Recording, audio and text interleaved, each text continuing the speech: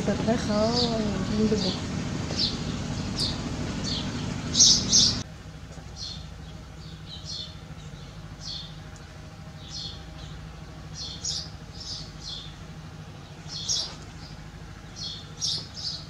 أنا الخياطة جميلة حسين.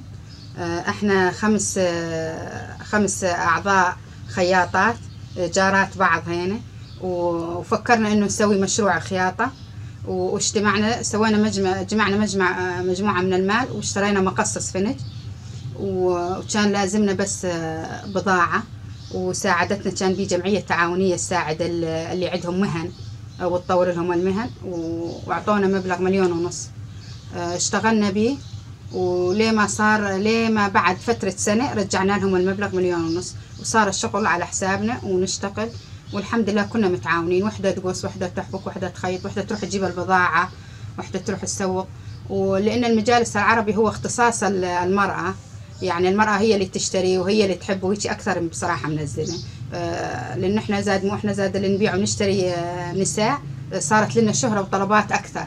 بتشوفين كل النساء عندنا ومشهورين، وبالأخص زاد انه بجنبنا عيادة دكتورة نسائية كانت هم تحصل لنا الزباين من كل المناطق.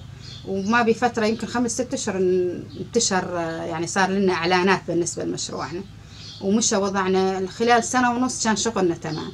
بس ال5 أشهر الأخرانيات بسبب الدولار شغلنا شوي نحس انه وقف، لأن ما عاد نقدر نحط سعر للبضاعة، مرة البضاعة طالعة مرة البضاعة نازلة، ولا الشغل الحمد لله ممتاز وجيد، وفعلا حسن وضعنا. يعني تقدر تقولين 90%. في البداية كان عندنا صعوبة، انه ازواجنا يقولون شلون بدكن تاخذن قياسات الغرفة، اذا حدا زبون قال لنا تعالوا اخذوا بدنا نروح على البيت ناخذ القياس. بعدين تخطينا هالمرحلة، قلنا صرنا هسه احنا بوضع متطور ومتحضر، وعندنا حرية، ويعني حرية ضمن حدود زادين، مو هذه، واحنا صرنا متفتحات ونعرف حقوقنا ونعرف علينا والمو علينا، وما بي اي شيء. يعني صار الامر عادي، الحرمة صارت تشيل سلاح، الحرمة صارت تشتغل، الحرمة صارت تروح يعني مثل الرجل، بس ضمن حدود. يعني ما بي اي شيء اذا الحرمه تروح تاخذ قياس وتجي. احنا بعد نروح، ما بي نروح لنا حرمتين، كنا نروح اني واحده من صديقاتي ناخذ القياس ويجي. عاد تخطينا هالمرحله، هذه كانت اصعب مرحله عندنا، تخطيناها، صرنا نروح وناخذ القياسات ونجي، ما بي اي صعوبه. اول شيء كانت نستلم الطلبيه ونحدد كميته وقياساته.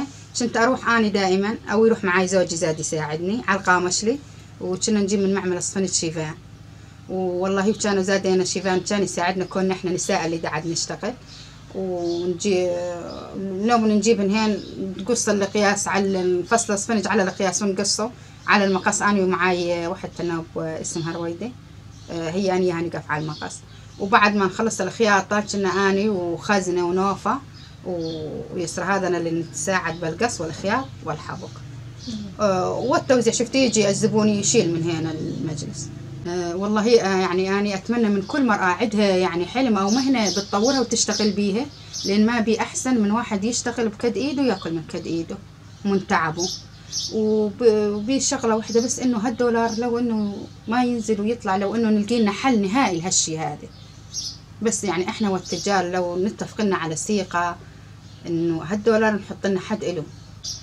وأتمنى من كل النساء يعني يشتغلوا وينظموا وقتهم وينظموا بيتهم ويشتغلوا ويساعدوا أزواج، لأن ما بي أحسن من الشغل، وتخطى كل المصاعب، ما بي صعبة أو مشكلة ما إلها حل.